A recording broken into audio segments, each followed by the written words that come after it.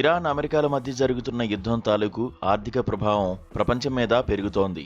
ఈ రెండు దేశాల మధ్య ఒక శాంతి సయోధ్య ఎప్పుడు కుదురుతుందా అని ప్రపంచ దేశాలన్నీ వేయి కళ్లతో ఎదురుచూస్తున్నాయి.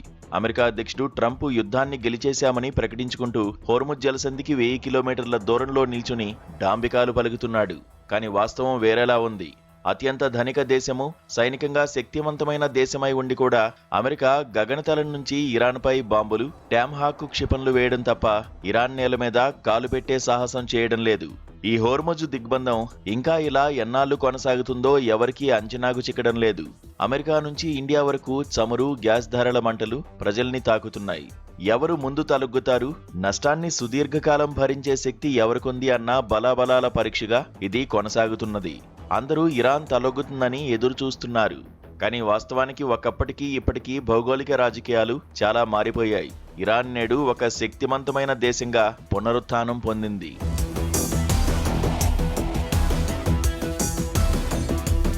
1971 నాటికి మధ్య ఆసియాలో చమురు ఉన్న దేశాలు, తక్కిన దేశాలు అన్నీ అమెరికా సమర్థక దేశాలుగా మారిపోయి ఉన్నాయి. కానీ ఇరాన్ మాత్రం లొంగలేదు. ఇరాన్లో అమెరికా తెచ్చిపెట్టిన పాలకుడు రెజా పహ్లావీ షా పట్ల క్రమంగా వ్యతిరేకత మొదలైంది.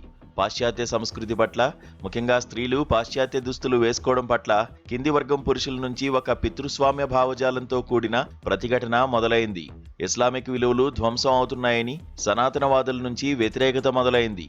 వియత్నాంలో అమెరికా యుద్ధం, అల్జీరియాలో ఫ్రాన్స్ ఘాతకం, పాలస్తీనాపై ఇజ్రాయెల్ దురాక్రమణ వంటి పరిణామాల తర్వాత అమెరికా సామ్రాజ్యవాదానికి వ్యతిరేకంగా ఇరాన్లో ప్రజాభిప్రాయం గట్టిగా నాటుకుంది. ఖొమైనీ, అతని సమర్థకులు ఇరాన్ను ఒక ఇస్లామిక్ గణతంత్ర రాజ్యంగా ప్రకటించారు. ఇస్లామిక్ విప్లవ రక్షణ సమితి అనే ఒక సాయుధ మిలిటరీ అనుబంధ సంస్థను స్థాపించారు. 1979లో దేశంలో అన్ని వ్యవస్థలను స్వాధీనం చేసుకుని ఒక ఇస్లామిక్ రాజ్యానికి స్థాపన చేశారు. ఎమర్జెన్సీ డిక్లేర్ చేసిన వామపక్షవాదుల్ని, రెజా పహ్లావీ షా సమర్థకులందరినీ జైల్లో వేశారు. ఇస్లామిక్ కౌన్సిల్ నిర్ణయించిన పరిధిలో ప్రజాస్వామ్యం అమలయ్యే వ్యవస్థను తయారు చేశారు. పేద వర్గాల కనీస అవసరాలను ఫ్రీ రేషన్ ద్వారా తీరుస్తూ ప్రజాదరణ పొందారు. అమెరికాను ప్రపంచ శత్రువుగా ప్రకటించి అమెరికా చావు రావాలి అని నినాదాలిచ్చి ప్రచార మాధ్యమాల్లో రోజూ అమెరికాని అవమానించే ప్రకటనలు చేసేవారు.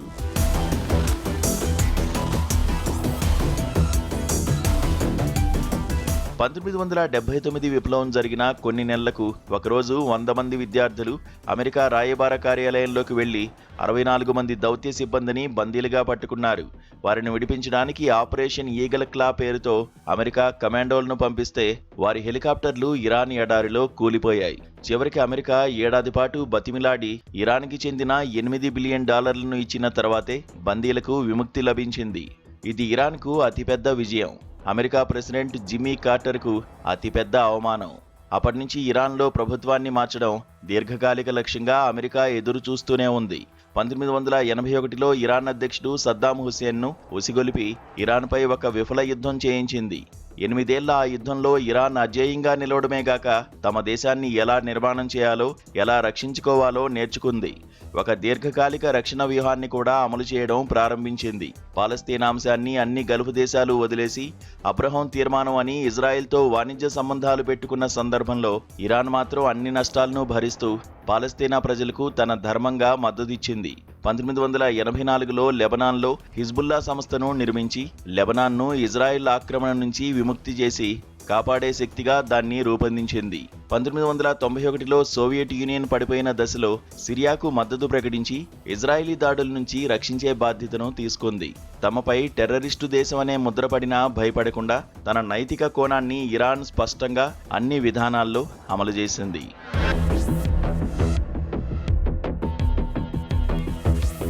అమెరికా వ్యతిరేక రాజకీయాల వల్ల ఇరాన్ చాలా నష్టపోయిన మాట వాస్తవం. అమెరికన్ ఆంక్షల వల్ల తమ చమురును చవకగా అమ్ముకుని ఆదాయాన్ని కోల్పోవాల్సి వచ్చింది. అయినప్పటికీ ఇరాన్ తన అంతర్గత అధికారాన్ని నిలబెట్టుకోగలిగింది. ఆత్మనిర్భరతను నిర్మించుకోవడానికి యూనివర్సిటీల్లో సైన్స్, టెక్నాలజీ విద్యలకు ప్రాధాన్యమిచ్చింది.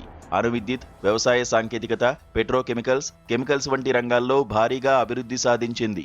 విచిత్రంగా ఒక పక్క హిజాబు వేసుకోవాలని బలవంత పెడుతూనే స్త్రీలను ఆరోగ్య, విద్య, సాంకేతిక రంగాల్లో విపరీతంగా ప్రోత్సహించింది.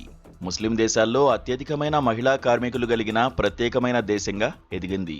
రెజా పహ్లావి షా మొదలుపెట్టిన అణు ఇంధన కార్యక్రమాన్ని ఇరాన్ పునరుద్ధరించింది. దీంతో ఆ దేశం అణుబాంబు తయారు చేస్తోందని ఇజ్రాయెల్ పుకార్లు పుట్టించింది. ఇరాన్పై అమెరికా ఆర్థిక ఆంక్షలు విధించింది. ఎమర్జెన్సీ మందులు కూడా దిగుమతి చేసుకోనీయకుండా అమెరికా నిషేధం విధించింది. ఇరాన్ నుంచి గ్యాస్ దిగుమతికి పైప్ లైన్ నిర్మాణం చేద్దామన్న భారత్ను బెదిరించి ఆపింది. కానీ ఇంత అష్టదిగ్బంధనంలోనూ ఇరాన్ లొంగిపోయే కన్నా పోరాడమే సరైన మార్గమన్న కర్బలా స్ఫూర్తిని ప్రదర్శించింది. తమ దేశంపై ఏదో ఒకరోజు ఇజ్రాయిల్, అమెరికాలు దాడి చేస్తాయని ముందే ఊహించిన ఇరాన్ ఆ పరిస్థితిని ఎదుర్కోవడానికి పథకం ప్రకారం సిద్ధమైంది. ఈలోపు మారిన గ్లోబల్ పరిస్థితులు కూడా ఇరాన్కు కలిసి వచ్చాయి.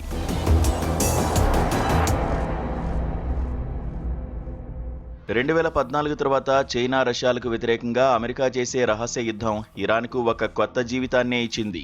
తన మీద దాడి చేస్తే ఎదుర్కోవడానికి కొన్ని వేల క్షిపణులను అండర్ గ్రౌండ్ గుహల్లో రహస్యంగా నిర్మించి ప్రపంచాన్నే ముక్కున వేలు వేసుకునేలా చేసింది. వీటికి రష్యా, చైనాల సహకారం ఉందన్నది జగమెరిగిన సత్యం. ఈరోజు ఇరాన్ దగ్గర 4000 కిలోమీటర్లు ప్రయాణించగల హైపర్ మిసైల్స్ ఉన్నాయి. టెలవీవ్, హైఫాల్ను తన క్షిపణులతో గట్టిగా కొట్టి చూపించింది కూడా. కొత్తగా వచ్చిన డ్రోన్ టెక్నాలజీ మీద దృష్టి సారించి ఎంతో విలువైన రాడార్లను, విమానాశ్రయాలను, నౌకలను అతి చౌకగా ధ్వంసం చేయగలిగే FPV డ్రోన్లను తయారు చేసింది. ఈ డ్రోన్ యుద్ధతంత్రం వల్లనే నేడు అమెరికా దగ్గర మిసైళ్లు అయిపోయి యుద్ధం ఆపాల్సిన పరిస్థితి ఏర్పడింది. అలాగే ఇరాన్ హోర్ముజు సంధిని నియంత్రించే మినీ సబ్మెరైన్లను తనకు కావాల్సిన రీతిలో సొంత శక్తితో తయారు చేసుకోగలిగింది. హోర్ముజ్ను మూసివేసే శక్తి ఇరాన్కు ఉందన్న స్పృహ అమెరికాకు లేకపోవడం దాని అహంకారానికి పరాకాష్ట. మారిన బహుళ ధ్రువ ప్రపంచంలో చైనా, రష్యాలను తన ప్రత్యర్థులుగా అమెరికా ప్రకటిస్తోంది. దాంతో ఆ దేశాలు కూడా అదే రీతిన స్పందించాల్సిన అవసరం కలుగుతోంది. అందువల్లనే ఆ దేశాలు ఇరాన్ను తమ వ్యూహాత్మక భాగస్వామిగా చేసుకున్నాయి. అమెరికాతో పోరులో ఇరాన్ను ఎట్టి పరిస్థితుల్లోనూ ఆ దేశాలు ఓడిపోనివ్వవు. అందుకే రష్యా S-400 అనే బ్రహ్మాండమైన రక్షణ వ్యవస్థను ఇరాన్కు ఇచ్చింది. రాబోయే రోజుల్లో ఇంకా ఆయుధాలు ఇస్తుంది. మరోపక్క ఎన్ని దేశాలు తిరస్కరించినా చైనా ఇరాన్ చమురును కొనే కస్టమర్ అయింది.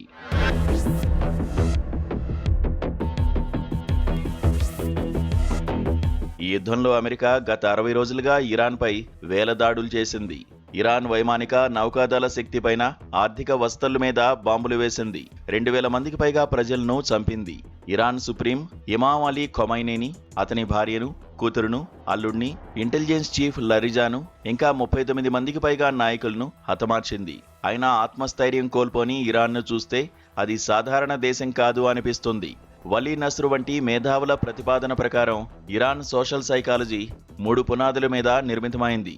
మొదటిది, ఇరాన్ సమాజం ఎప్పుడూ కర్బలాలో షియా విషాదాన్ని గుర్తు చేసుకుంటూ ప్రతిఘటనా భావజాలాన్ని నిర్మించుకుంది.